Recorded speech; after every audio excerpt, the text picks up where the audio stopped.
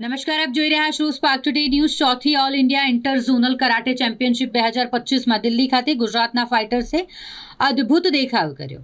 Delhi Talkatora stadium ખાતે 1 અને 2 December ચોથી all India inter zonal karate ચેમ્પિયનશિપનું આયોજન થયું। કરાટે ઇન્ડિયા ઓર્ગેનાઇઝેશન દ્વારા કરાયું હતું। નોર્થ, સાઉથ, ઈસ્ટ, વેસ્ટ અને નોર્થ ઈસ્ટ ઝોનની સ્પર્ધામાંથી ગોલ્ડ તથા સિલ્વર મેડલિસ્ટ પ્રાપ્ત કરેલા બેસ્ટ ફાઇટર્સ વચ્ચે રાષ્ટ્રીય કક્ષાની આ પ્રતિષ્ઠિત ચેમ્પિયનશિપ યોજાઈ।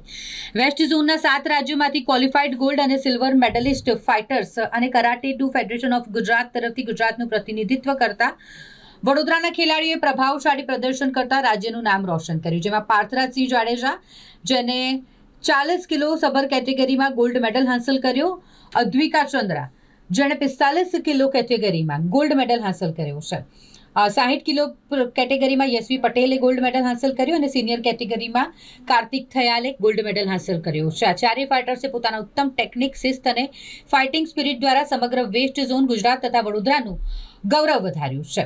આ વિજય પાછળ એમના કોચ શિહાન જેસલ પટેલ, સેન્સેઈ રવિ પાટીલ તથા સેન્સેઈ મહેન્દ્ર મકવાણાની એડવાન્સ ટ્રેનિંગ, સખત મહેનત અને યોગ્ય સ્ટ્રેટેજીના માર્ગદર્શનનો મહત્વનો ફાળો રહ્યો છે।